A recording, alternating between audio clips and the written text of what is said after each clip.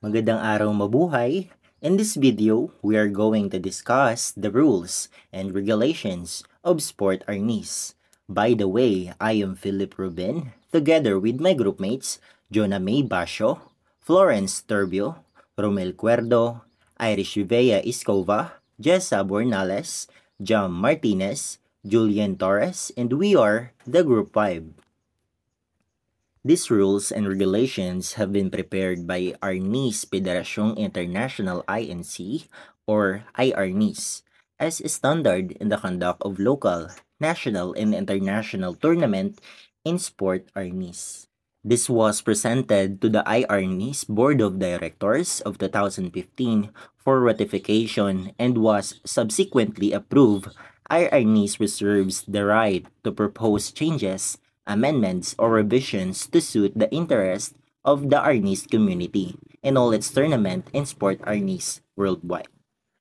Arnis, a combative sport played by two individuals using padded stick with full body protective gears in a court measuring 8.0 by 8.0 meters in smooth and well-kept surface. Players are paired blind, match in different weight categories. The game is played by using prescribed padded stick and delivering artistic and legal blows, strikes, thrust, and disarming the opponent to gain scores. The winner of the match is decided by best of 3 rounds, and each round lasts for 2 minutes. Participants. A composition. Men's team may consist of a maximum of 11 players. So, ang men's team is maximum siya ng 11 players. 1 player per weight division, 1 coach, 1 trainer, 1 medical doctor, and 2 officiating RGS license by IARNES. Then, same composition siya sa women's team. And sa boys, same with men's, maximum din siya ng 11 players, 1 player per division, 1 coach, 1 trainer, also 1 medical doctor, and 2 officiating RGAs licensed by IARNES. Then, same siya sa girls composition. Then, only players who listed in the entry form shall participate in the game. So, it means kung sino lang yung nakalista, siya lang yung pwedeng mag-participate sa game. Hindi pwede yung mga hindi nakalista. Participants' qualifications shall mean the approval by the tournament screening committee for an individual or group to participate provided that the following requirements are met. First, the player shall meet the requirements of the weight division in which he or she is to compete. Second, the player shall meet the age requirement set by the organizing committee. Third, the player shall be physically and mentally fit to compete as certified by a licensed medical practitioner from the player's origin. In special cases, the official tournament physician may clarify the player's fitness. This should be submitted together with the tournament application form. Fourth, the player should fill up the competition application form and it should be properly and completely accomplished. Fifth, sex tests may also be required in cases where there are doubts in real sex of the participants. And last, drug tests may be required in cases where there are doubts. Here's the list of age and weight categories in every divisions from flyweight to super heavyweight for men and women's divisions. Conduct of the tournament, scoring, and penalties in Arnes. Conduct of the tournament, ito yung mga rules and regulations bago isinasagawa ang competition. So the conduct of the competition shall be on 2 out of 3 round system. Each round shall be held for a maximum of 2 minutes. Ibig sabihin, yung mga participants is mag-compete sa loob ng 3 rounds and madidetermine yung winner by kung sino yung nanalo ng at least 2 out of 3 rounds. And each round has a maximum duration of 2 minutes. Upon the initial command of handle for each round, the referee shall allow both players to display artistic harness movements unique to their styles. So, during this phase po, yung referee ay magbibigay ng permission doon sa both players para maipakita ang kani-kanilang artistic harness movements.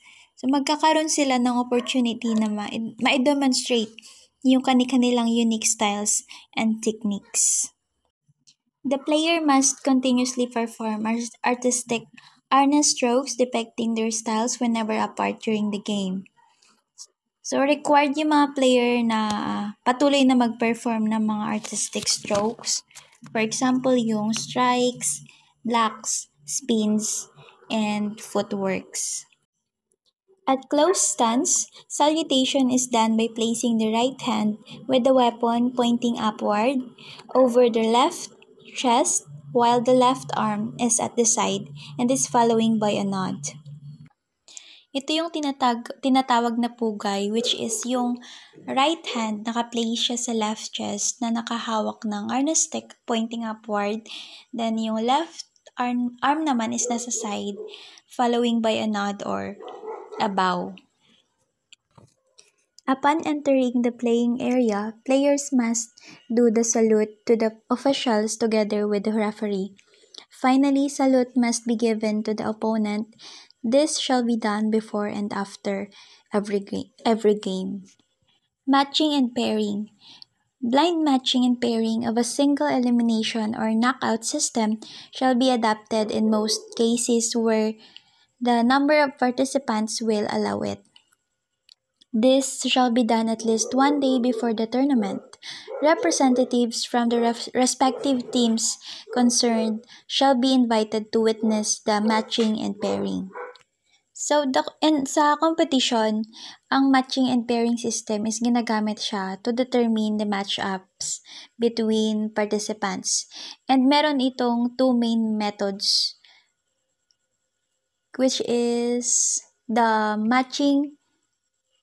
blind matching and pairing and the round robin system. Sa blind matching and pairing, ito ay yung method na ginagamit kapag mas marami yung participants. Yung mga participants is randomly siya minamatch or pinipair doon sa ibang players without considering their skill level or kung gaano sila kagaling or kung gaano sila kahina doon sa play na yon.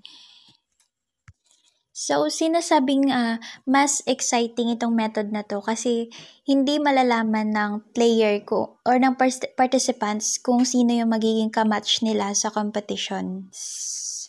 Bago pa lang nila malalaman yung kamatch nila kapag nagsimula na yung actual competition. The second one is the round robin system.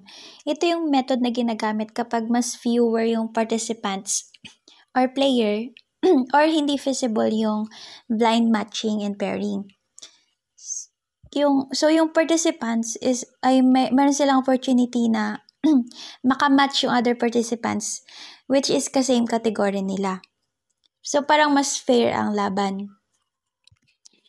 The results of each match-up are recorded and the participant with the highest score or most wins is declared the winner. So itong matching and pairing process is sinasagawa siya bago yung araw ng tournament. And from the representatives from the teams na kasali ay ini-invite nila para ma-witness yung patas at honest na pag-declare ng panalo. Scoring. A score shall mean a strike or thrust with a padded stick using one hand only, delivered to a specific body point and is counted upon confirmation by the two or at least one of the judges, simultaneously recorded on the scoreboard. So in terms of scoring, magkakaroon ka lamang ng score kapag natamaan mo yung kalaban mo using a padded stick. At syempre dapat daw kapag natamaan mo siya, dapat one hand only lang yung gamit mo. Well, kasi kapag dalawang kamay yung gamit mo sa paghawak ng padded stick is hindi siya makaka-count as your score. And of course, ayan, dapat daw, yung matamaan mo ng padded stick is yung tinatawag natin na specific body point. Na kung saan ito lang yung part ng tao na pwedeng tamaan ng arnis or ng padded stick. And also, mako-confirm natin na nagka-score ka kapag nakita ng dalawa or kahit isa lang na judges na nakatama ka, madadagdag yun sa scoreboard at makakount as your score. So, yun lang yung dapat mong gawin para magka-score ka. A legitimate strike is given a point if it is delivered to a specific body point in correct form. That is, with power, right timing, with art, distance, and intent. Number 1. Simultaneous strike. When the two players deliver strikes simultaneously, it will not be given a point. Number 2. Spontaneous strike is allowed, but the judge can only give maximum 3 points per encounter per player. Next, attrust to body points, C&E, abdominal area, and leg area is a point provided that the requirements for a legitimate thrust, which are with power, right timing, with art, distance, at least one arm length, and intent are met. Next, body points. First, head and neck, arms and collars including hands, torso, from chest down to waist, armpit to thigh, full length of leg including feet. Arnis events, rules and regulations. Arnis have different style of events, and these are form or annual competition which is divided into two categories such as individual and team events. Full contact events which is divided into three categories such as full contact individual, ito yung labanan isahan, full contact team, ito naman yung labanan kampihan, and full contact sword and dagger, ito yung labanan espada which is for a demonstration event. Arnis events, rules and regulation for full contact event individual. First is a match for individual full contact event should have a maximum of 2 rounds. Rounds will last for 2 minutes. Second is players should have a maximum of 5 fouls and 2 disarming violation on the entire duration of the match. 3. Points scored, fouls, and disarming accumulated by the player on the first round shall be carried over on the second round. 4. There shall be no limitation on the score to be acquired by each player. 5. If in case the score difference reaches 8 points in the first or in case the reaches the second round, there shall be a declaration of technical knockout and player with the 8 points advantage shall be declared the winner of the match. Sabi dito, pag naka-reach daw ng 8 points sa first or sa second round is magde-declare daw ng technical knockout, and yung player na nakakuha ng 8 points is i-declare as the winner of the match. Arnis event rules and regulation. Full contact event. 1. A match per team full contact event shall have a maximum of 2 5 rounds. Round will last for 1.5 minutes. 2. Players will be designated per round. Entries specifically first, second, third, fourth, and fifth player designation shall mean the round each will play in respectively. 3. A team may still play in the team full contact event with just 4 members but shall mean an automatic loss for the said team. 4. Changing order of players. Designation will not be allowed once the official lineup is submitted and called to play. 5. Player on each round shall have a maximum of 2 fouls and 1 disarming violations and shall mean loss. 6. There shall be no limitation on the score to be acquired by each player.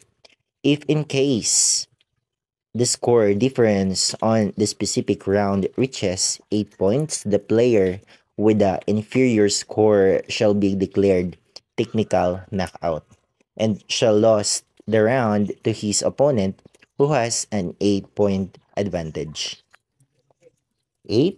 If at the end of the match the score, fouls, and disarming of the opposing players are identical, the winner will be decided upon consultation of the judges considering the criteria in declaring the winner.